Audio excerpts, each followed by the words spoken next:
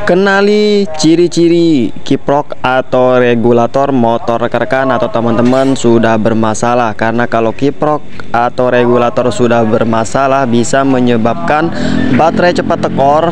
Bahkan yang lebih parahnya lagi, ECU atau ECM bisa jebol juga ya, atau rusak. Dimana harga ECM atau ECU di motor injeksi itu di atas 500 ribuan atau setengah juta ya.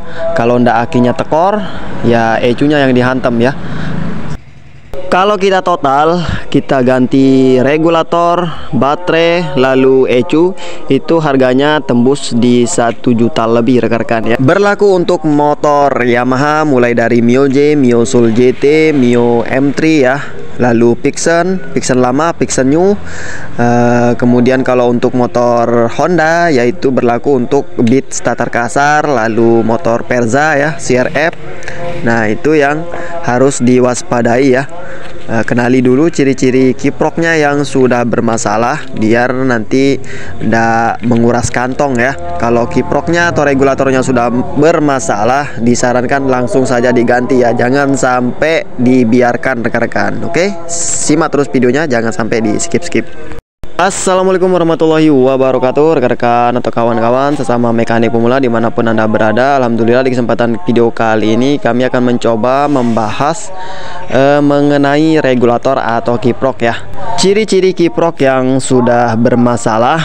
Kemudian kalau kiproknya sudah bermasalah bisa menimbulkan atau menyebabkan komponen-komponen yang lain juga ikutan bermasalah rekan-rekan ya. Jadi jangan di skip-skip videonya, simak terus videonya. Kita bahas tuntas di kesempatan video kali ini. Kebetulan di video kali ini kami dapat garapan motor Mio Soul GT ya, dengan kendala atau problem baterainya cepat tekor nih. Keterangan dari ownernya untuk baterainya ini baru sekitar 1 bulanan diganti ya, belum nyampe 1 tahun ataupun setengah tahun ya, tapi ini baru 1 bulan diganti. Oke, ini kita tes ganti baterai baru, lalu kita tes hidupkan untuk motornya seperti ini. Oke, nah ini di indikator speedometer nyala ya, tapi di bagian lampu depannya tidak nyala nih rekan-rekan. Seperti ini untuk kondisinya ya, dimana normalnya begitu mesin hidup atau engine-nya hidup, otomatis lampu depannya langsung nyala ya, kecuali sudah dirubah untuk sistem kelistrikannya atau sudah dibikinkan tombol on off. Ini masih kita gunakan regulator atau kiprok yang lama ya. Jadi di kesempatan video kali ini kita bahas masalah regulator atau kiprok motor injeksi bermasalah ya. Ciri-ciri yang pertama itu ditandai dengan lampu depan tidak nyala ya.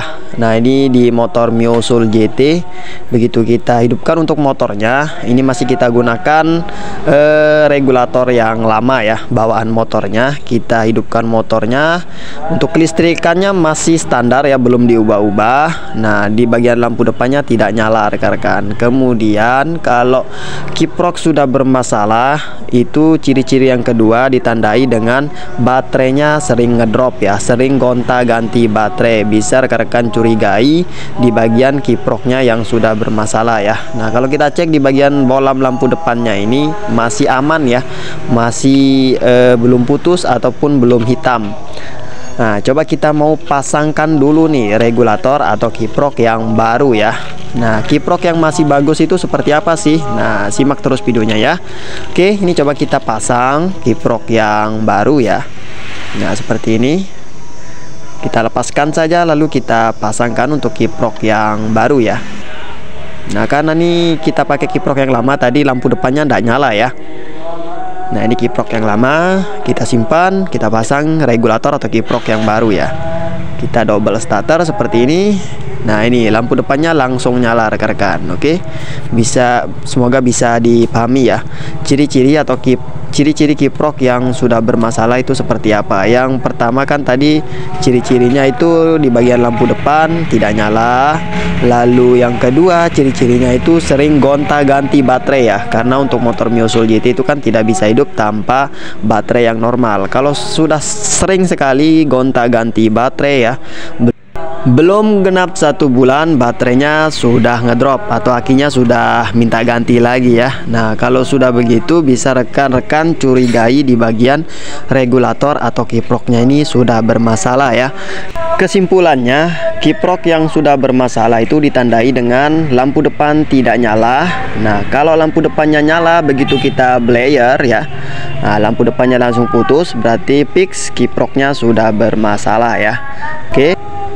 Kemudian baterainya cepat tekor, bisa dicurigai di bagian regulator dengan catatan arus yang dari spool standby atau sudah ada yang keluar dari spool masuk ke kiprok ya. Kemudian yang keempat ya, kita tes menggunakan apometer. Nah, kita tes nih menggunakan apometer untuk baterainya kan tegangannya atau arusnya 12 volt. Kita hidupkan motornya, kemudian kalau tegangannya turun kita blayer motornya tidak sampai 12 volt, berarti bisa dicurigai di bagian regulator atau kiproknya sudah bermasalah, atau intinya kiproknya tidak ngisi ya, tidak mau ngecas, dengan catatan arus dari spool standby ya yang masuk ke regulator. Nah, kemudian ciri yang kelima, pengisiannya ada nih. Nah, tapi over ya, dimana kalau standarnya untuk motor Mio G, Mio Soul GT itu standar pengisiannya itu di 14, sekian. Tapi kalau angkanya sampai 16 sampai 18 itu bisa dicurigai di bagian regulatornya yang sudah bermasalah ya, atau overcharge, bisa menyebabkan aki cepat kembung ataupun akinya cepat tekor. Bahkan lebih parahnya lagi di bagian ECU bisa modar atau mati rekan-rekan. Oke, semoga bisa dipahami rekan-rekan ya. Nah, ciri-ciri kiprok yang sudah bermasalah atau sudah minta ganti itu seperti apa, sudah saya jabarkan dari 1 sampai 5. Itu ciri-cirinya ya, yang paling umum kita temukan di motor injeksi. Kemudian kalau ciri-ciri regulator itu masih bagus atau aman, ditandai dengan lampu depannya lampu depannya nyala. Kemudian yang kedua, kita blayer motornya, lampu depannya tidak berubah ya, atau tidak putus. Kemudian yang ketiga itu kita gunakan apometer ya, kita tes menggunakan apometer, kita blayer itu pengisiannya di angka 14, sekian, tidak sampai 16 maupun 18. Kalau 16 sampai 18 untuk pengisiannya berarti fix untuk pengisiannya sudah overcharge ya, langsung saja diganti regulatornya, jangan dibiarkan ya, karena nanti bisa merusak. Oke, untuk kasus motor Mio Soul GT ini tidak mau ngisi ya, atau tidak mau ngecas untuk regulatornya, makanya kita ganti di bagian regulator sekalian sama baterainya ya. Sebenarnya kemungkinan untuk baterainya ini masih bisa kita pertahankan atau masih bisa kita cas ya, karena pengisiannya tidak ada, makanya baterainya ngedrop. Tapi si ownernya minta ganti saja langsung untuk baterainya, jadi kita turutin kemauan dari si ownernya atau yang punya motor ya, jadi minta langsung diganti sama baterainya biar tidak ada masalah di kemudian hari katanya rekan-rekan. Oke, ini untuk motor Mio Soul GT ini sudah beres ya, kita ganti regulator sama baterai. Oke rekan-rekan, mungkin sekian dulu ya video kali ini, semoga bermanfaat dan semoga bisa menambah wawasan bagi kita semua tentunya. See you next time, salam dari kami mekanik pemula Aoparian.